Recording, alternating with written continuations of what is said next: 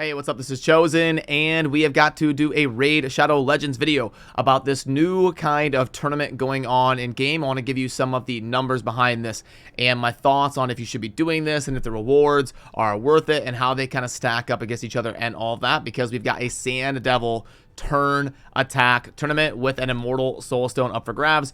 But it's going on during the Newt fusion and some of the objectives there within that. So let's get into it.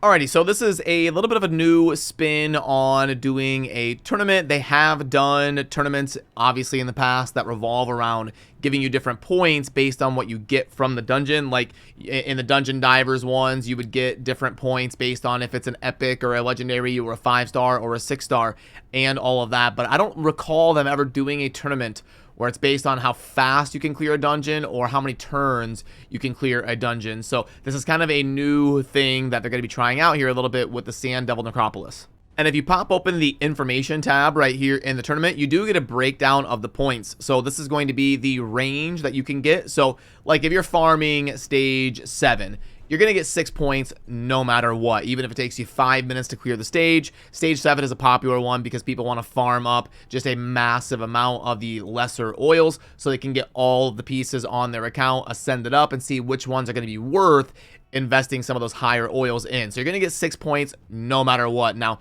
a lot of people have like a stage 7 speed team built, which I can show you mine, and I'm averaging about maybe 10 to 15 points per run. Depends a little bit on the RNG. You could min-max it and get like 18 to 20 points a run if you really have one of those like super consistent 10 to 15 second stage 7 teams. I haven't min-maxed mine yet. It's usually somewhere around like 30 seconds to 1 minute. But then if you're doing like stage 24 or 25, you're going to get like 20 to 24 points no matter what, guaranteed, which is going to be like a 3 or 4x multiplier versus stage 7 where you're only guaranteed to get those 6 points. But it's not going to have quite that much of a discrepancy because of the fact that obviously it costs more energy. And I can pull up a chart to illustrate this. And we do have a page over on our website with some of the important infographics that we just kind of store here in one place if you want to be able to pull them up and look at them. But we do have one here with Artifact Ascension cost analysis in relation to the Sand Devil Necropolis. And what you can see is the green areas are where you want to farm. And that's why I was talking about, actually, let me get my pen out here. That's why I was talking about the lesser oils. If you're doing those, you can see that stage 7, if we go over here, it is the 0.75 super green version of acquiring those lesser oils. And that's why you see a lot of people doing those speed farm stage 7s. Now, if you are going to be going for some of those medium and large oils, you're going to want to be down here around stage 24 or 25, ideally, because obviously you're getting a little bit better numbers right there by doing those, but even stage 23 is not too bad. So by my calculations on getting the tournament finished and completing the 2,050 points, it's going to take most people out there somewhere between like 1,500 and 2,000 energy, somewhere in there. So just for math's sake, we'll call it somewhere in the middle, and we'll go with like 1,700 energy.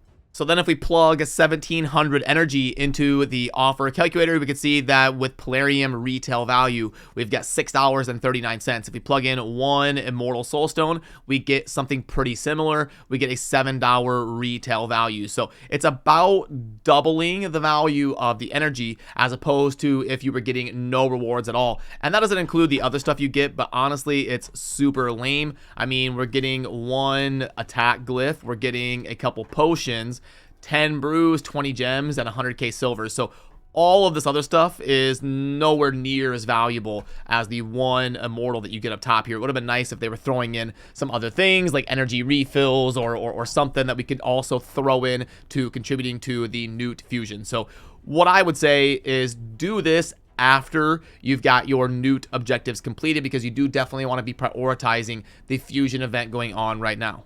Because there's already 2 different tournaments going on for Newt. You've got the Ice Golem tournament and also the Champion Training tournament. Now, the Champion Training tournament is going to be super important because it's got a copy of the Void Rare. So you definitely want to make sure you're paying attention to that over the next day and a half. And then the Ice Golem tournament as well.